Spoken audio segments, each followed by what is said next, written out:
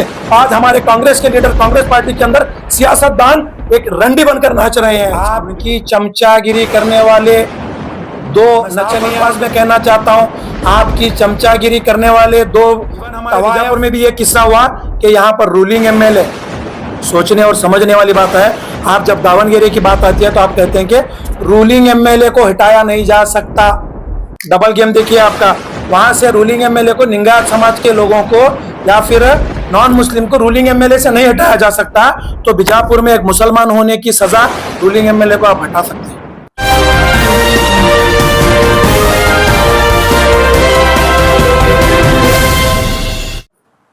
जिस तरह से हमारे यहाँ पर बैठे तमाम लीडर्स ने अपनी जानिब से कई अहम बातें आप लोगों के सामने बताई कांग्रेस पार्टी का एक दोहरा चरित्र को लेकर, तो मेरी जानिब से मैं ये बात कहना चाहता हूं कि इन दिनों जिस कदर कर्नाटका रियासत के अंदर एक कांग्रेस पार्टी का एक डबल रूलिंग चल रहा है, तो इसमें देख सकते हैं जैसा ही दावणगेरे इलेक्शन अनाउंस हुआ, बाई इलेक्शन अनाउंस हुआ, उसके फौरन बाद मुसलमान कम्युनिटी ने एक बहुत बड़ा गुनाह किया।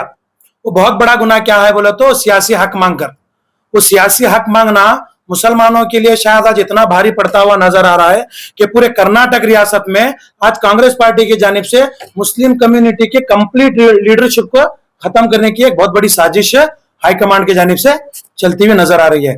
यही दावणगेरे के अंदर जब कैंडिडेट के फादर मल्लिकार्जुन शामनूर ने इलेक्शन से 2 दिन पहले सीटी रवि के साथ, जो कि बीजेपी लीडर सीटी रवि के साथ बैठकर मीटिंग किया, कभी कांग्रेस वालों ने या फिर कांग्रेस हाईकमांड ने इन पर शोकास नोटिस नहीं इशू किया या फिर किसी किस्म का नोटिस नहीं इशू किया या फिर किसी किस्म की इनसे सफाई नहीं मांगी, ना तो एक्शन लिया गया। इससे पहले इनके वालिद साहब ने इससे बढ़ चढ़कर अपने रूलिंग एमएलए होते हुए भी शिवमोगा के अंदर बैठकर येडियुरप्पा के बेटे के लिए, बीजेपी पार्टी के लिए इन्होंने वोट मांगा, उस पर भी कांग्रेस ने किसी किस्म का एक्शन लेते हुए नजर नहीं आए। जब इलेक्शन होने के बाद में ग्राउंड रिपोर्ट जब आपको पता चल रही है कि यहां पर कांग्रेस का कैंडिडेट गारंटी डिफीट होने वाला है, गारंटी जब हारने वाला है, तो आपके जमीन पैरों तले से जमीन निकल गई और आप उसका सारा ब्लेम जाकर कांग्रेस लीडर पर डालने की कोशिश कर रहे हैं। मैं आप लोगों से पूछना चाहता हूं, जमीर अहमद खान पर आप ब्लेम कर रहे हैं कि जमीर अहमद खान वहां पर आकर प्रचार नहीं किए। ये नालायक कैंडिडेट का जो वालिद नालायक एमएलए मल्लिकार्जुन खुलेआम प्रेस में बोलता है कि ಅವನು ಯಾರು ನನ್ನ ಮತಕ್ಷೇತ್ರದಲ್ಲಿ ಬರವ, और उसके बाद में जब कैंपेनिंग चलती है तो उसके दौरान जो है ये बात बताई जाती है कि बंद रास्ते बर्लिकंद्रू ಒಳ್ಳೆದಾಯ್ತು। जब इन्हें सरेआम लोगों के बीच में खड़े होकर एक बीजेड जमीर अहमद खान, जो कि मुसलमान कर्नाटक के अंदर अपना उन्हें एक बहुत बड़ा लीडर मानते हैं, ऐसे लीडर की बेइज्जती कर रहा है, तो भी कांग्रेस लीडर उन्हें मजबूर कर रहे हैं कि आकर वहां पर कैंपेन करो, या फिर कैंपेन नहीं करने के बाद सवाल उठा रहे हैं कि कैंपेन क्यों नहीं किया। और वहां पर लोकल एमएलसी जब्बार अहमद साहब, वहां पर लोकल एमएलसी माइनॉरिटीज अध्यक्ष, उनको जाकर एक बार भी ये फैमिली टच नहीं करती और उन्हें अपने प्रचार में नहीं। आपके पर्सनल डिस्प्यूट्स अलग होंगे, कांग्रेस पार्टी अलग चीज है। पर्सनल डिस्प्यूट्स आपके पार्टी में या फिर पॉलिटिक्स में नहीं आना चाहिए, ये हाईकमांड को भी समझना और वहां पे कैंडिडेट को भी समझना है, फिर कैंडिडेट की फैमिली को भी समझना है। आपके पर्सनल डिस्प्यूट्स को किनारे रखते हुए आपने कभी जब्बार साहब को इन्वाइट नहीं किया, और इन्वाइट नहीं किया तो आप उन पर ब्लेम लगा रहे हैं कि जब्बार साहब ने कांग्रेस पार्टी में कांग्रेस के लिए वोट नहीं मांगे बोलकर। तमाम गलतियां आप करके ब्लेम लगा रहे हैं मुस्लिम लीडर्स पर। मैं पूछना चाहता हूं, क्या इतनी बेगैरती, इतनी बेइज्जती मुस्लिम लीडर्स में आपको करना जरूरी है कि जो शख्स जो इलेक्शन कंटेस्ट कर रहा है, जिसके फैमिली से, वो शख्स खुद बोल रहा है कि नहीं आएंगे तो बहुत अच्छा रहेगा, तो क्या वहां जाना जरूरी है? आप शोकस नोटिस मल्लिकार्जुन को देना चाहिए था, आप नोटिस मल्लिकार्जुन को देना चाहिए था कि तूने इलेक्शन के दौरान पार्टी को डैमेज करने वाले इतने बड़े जुमले कैसे इस्तेमाल किए बोलकर। एक मुस्लिम लीडर जो कि वहां पर एक बहुत बड़ा रुसूख दावणगेरे में रखता है, ऐसी शख्सियत को तुमने आसानी से नकारने की कोशिश की जा रही है, तो ये क्या मतलब है आपका? और इलेक्शन के बाद आप उनके सर पर अपने हार का भांडा फोड़ रहे हैं, आपने जब्बार अहमद खान साहब पर एक्शन लिया और उनके साथ साथ नासिर साहब पर भी आपने एक्शन लिया, और उनके साथ एक लेडी, क्या नाम उनका, आफरीन मैडम पर भी आपने एक्शन लिया। क्या इनमें से कभी किसी को आपने शोकास नोटिस भेजी? क्या सफाई मांगी कि जो भी गलतियां हमारे सामने नजर आ रही हैं इसकी वजह क्या है, आपने सफाई मांगी? नहीं मांगी। आपकी चमचागिरी करने वाले दो नचनिया, मैं साफ अल्फाज में कहना चाहता हूं, आपकी चमचागिरी करने वाले दो तवायफ, जिसमें एक रिजवान अरशद ने नेक्स्ट डे ही प्रेस कॉन्फ्रेंस करके मुस्लिम लीडरों पर डायरेक्ट इल्जाम लगाया।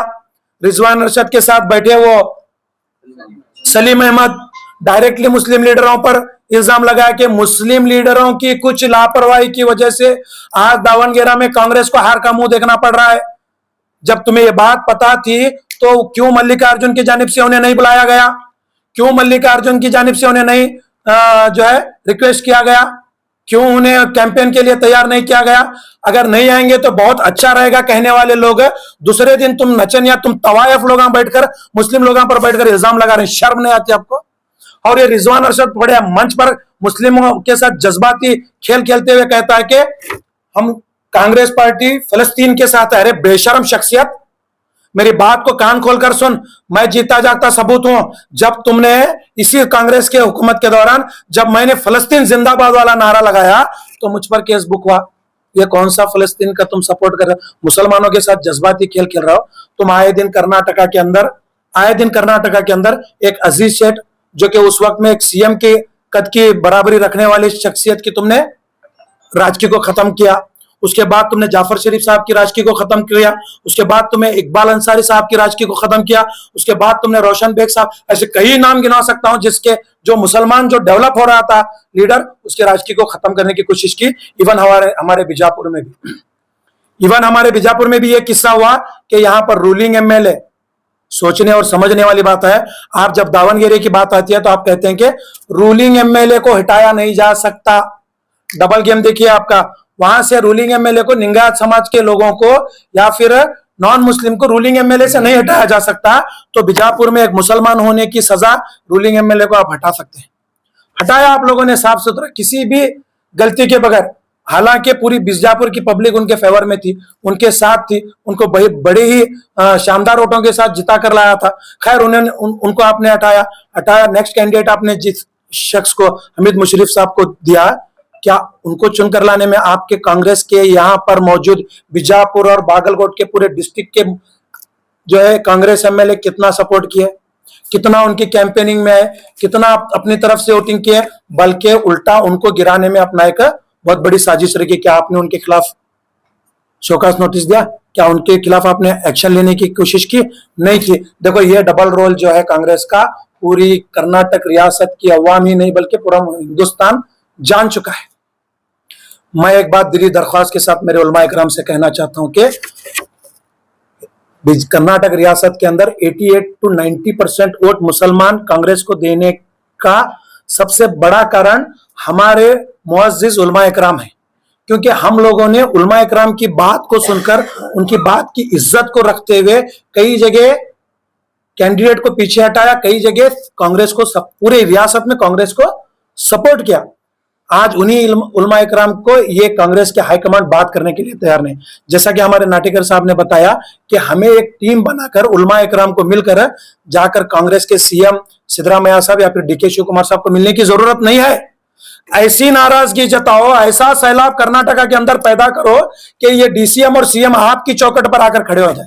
ये पावर है आपके पास, ये कैपेसिटी है आपके पास। आपके एक फतवे से कर्नाटका की नहीं बल्कि मुल्क की सियासत पलट सकती है, इतना मैं जानता हूं इंशाल्लाह। और इससे बेहतर आप जानते हैं इंशाल्लाह। मैं चाहता हूं कि आपकी और इज्जत और मेरे कौम की इज्जत आपकी जानिब से, आपके हाथ में आप बरकरार रखिएगा।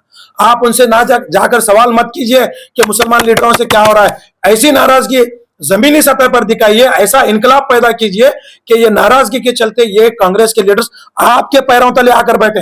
हम वो दिन देखना चाहते हैं। हम नहीं चाहते कि कांग्रेस के लीडर आकर हमें पूछे, हम नहीं चाहते कि कांग्रेस के लीडर आकर हमारे सियासतदानों को पूछे, हम नहीं चाहते कि सियासतदानों को इज्जत दें। आज हमारे कांग्रेस के लीडर, कांग्रेस पार्टी के अंदर सियासतदान एक रंडी बनकर नाच रहे हैं। इस कम्युनिटी के सियासतदान एक रंडी बनकर नाच रहे हैं। मैं दावे के साथ कहना चाहता हूं, हम इनकी इज्जत की परवाह नहीं कर रहे। हम इज्जत की परवाह कर रहे हैं तो कौम की और कौम के उलमा इकराम की। हम आपसे रिक्वेस्ट करते हैं कि ऐसा इनकलाब बर्पा कीजिए, ऐसे फतुहात आप जारी कीजिए कि कांग्रेस को मुकम्मल तरीके से 2028 में मुकम्मल तरीके से बाइकआउट किया जाए। क्योंकि कहीं से भी अगर आप लीडरों को बेइज्जत कर रहे हैं, एक हद तक हम बर्दाश्त कर सकते हैं, क्योंकि अंदरूनी तौर पर कई काम आपके पर्सनल लीडर्स कर चुके होते हैं, उन्होंने बेइज्जती के हकदार भी होते हैं। शायद उन्होंने, जैसा कि आप रिजवान को देख रहे हैं इन दिनों दावणगेरे के अंदर जो रोल वो आदमी निभा रहा है, वो उस हकदार है। आगे चलकर आने वाले दिनों में जब तेरी लीडरशिप डेवलप होगी, तुझे किस कदर बेइज्जत करके नकारा जाएगा, ये तू भी पिक्चर देख सकेगा। ये चीज तुम्हारे पूर्वजों में हो चुकी है, तुमने देखा होगा। हमें इनकी परवाह नहीं है। मैं पूछना चाहता हूं उन कांग्रेस लीडरों से, अगर आपकी इज्जत नहीं है तो वहां पर आप मासूम अवाम को ले जाकर मत खड़िए। आप ये मासूम अवाम का जो है नजारा दिखाकर, आपके जुलूसों में, आपके रैलियों में पैसे दे देकर बुलाकर जुलूस इकट्ठा करके आप हुजूम को जो है पार्टी को दिखाकर आप हमारी इज्जत की बेइज्जती मत कीजिए। मैं सिर्फ इज्जत की अगर दरख्वास्त करूंगा तो वो मेरे उलमा इकराम के सामने, क्योंकि असल गैरत क्या होती है, असल इज्जत क्या होती है और एक कौम का मियार क्या होता है, ये उलमा इकराम से बेहतर कोई नहीं जानता। मेरी एक दिली दरख्वास्त है कि आज कौम की इज्जत किसी के हाथ में है तो उलमा इकराम के हाथ में सख्त से सख्त फैसला लिया जाए। कांग्रेस हमारा मुकद्दर तय नहीं करता, ना कि बीजेपी करती, और कोई अल्टरनेट पार्टी अगर हमारा है तो उलमा इकराम जहां हाथ करेंगे हम लोग वहां चले जाएंगे। याद रखिए इस बात को। बीजेपी का जुल्म, बीजेपी का डर, मोदी का डर, अमित शाह का खौफ हमें मत दिखाइएगा। हम वो कौम है जो फिरौन और नमरूद से लड़ चुके हैं। आज भी हम जिंदा, और फिरौन और नमरूद का कोई पता नहीं है। हम किसी से डरने वाले नहीं, हमें किसी का डर मत बताइए। हम अपने हक की लड़ाई लड़ना जानते हैं। ये हमेशा से कांग्रेस के लीडर जो है मुसलमानों को बीजेपी का डर दिखाकर जो है यही गेम ये रिजवान अरशद भी खेल चुका है कि आपकी कैपेसिटी नहीं है मुसलमानों की एक एमएलए को जिताने की। अरे बेशर्म शख्सियत, तुझे जिताने वाले लोग शिवाजी नगर के मुसलमान हैं। अगर गैरत जरी सी भी बाकी है तो कॉन्स्टिट्यूशन के अगर किसी हिस्से में बढ़ता है तो वो वोट निकाल कर देख, तू जूती की कीमत का नहीं है उनकी।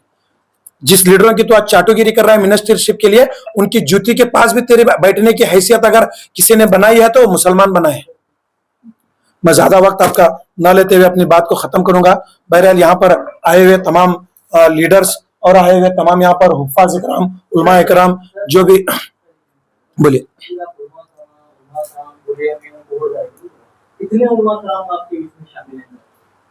देखिए आज इलेक्शन चुनाव आज क्यों नहीं मोदी ने आपके दरमियान, जब मुसलमान को जब वहां पे बिना वजह सस्पेंड किया जाता है, आज उलमा कराम कहाँ है? मैं आपके जरिए अभी एक बात रखा कि उलमा इकराम आप उनके पास मत जाइए, बल्कि उन्हें यहाँ पर आने पर मजबूर कीजिए। यही बात मेरे से पहले नाटेकर साहब ने रखी है। ये बोलने का मकसद क्या है बोलते, हमने एक आम मैसेज फैला हुआ था, आम मैसेज दिया हुआ था कि आज ये प्रेस कॉन्फ्रेंस में सब लोग मिलकर करेंगे बोलकर। कुछ हमें फोन कॉल्स आए और कुछ उलमा इकराम ने बताया कि 2 दिन में हम लोग सीएम और डीसीएम से मुलाकात करने वाले हैं बोलकर कुछ उलमा इकराम हमें बताया। मैं उनके फैसले की इज्जत करता हूं, मैं नहीं आने पर उन पर सवाल नहीं खड़ा करता। शायद हमारा बुलाना इतना हमारा मियार ऊंचा ना होगा उलमा इकराम की नजर में कि हमारी बात को लब्बैक कह सके। हमें इससे एतराज भी नहीं है, हमें उनके बुलावे पर जाना है, हम ये जानते हैं। मैं उन पर सवाल उठाना गवारा नहीं समझता, बल्कि दिली दरख्वास्त करता हूं कि आप यहां पर नया है, हमें नाराजगी नहीं है, पर आप वहां पर मत जाइए, उन्हें यहां पर बुलाइए।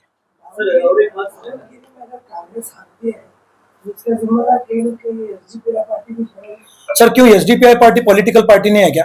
एसडीपीआई पार्टी को संविधान में हक नहीं है क्या इलेक्शन कंटेस्ट करने का? क्या सिर्फ कांग्रेस को हक है कि वो आपका इलेक्शन कंटेस्ट करे और मुसलमान आपकी चाटुगिरी करे? ऐसा नहीं है। एसडीपीआई पार्टी मुसलमान ही नहीं बल्कि माइनॉरिटीज की इज्जत और गैरत को बरकरार रखते हुए इलेक्शन कंटेस्ट करना और इन्हें इज्जत की जिंदगियां बसर करने का सबक सिखाने का काम एसडीपीआई करती है। मैं चाहता हूं बिना किसी मुस्लिम कम्युनिटी के लीडर के साथ होंगे, उलमा इकराम के साथ होंगे, या फिर किसी भी मुस्लिम कम्युनिटी समाज के मुखंड के साथ होंगे, किसी भी किस्म का डिस्कशन किए बगैर कांग्रेस हाईकमांड ने माइनॉरिटी सेल को डिसॉल्व किया, जिसमें माइनॉरिटी सेल के चलते कई मुसलमानों ने बेइंतहा मेहनत की थी। मैं आपको एक मिसाल बीजापुर की दिखाता हूं, आपके न्यूज चैनल के जरिए मैंने देखा था।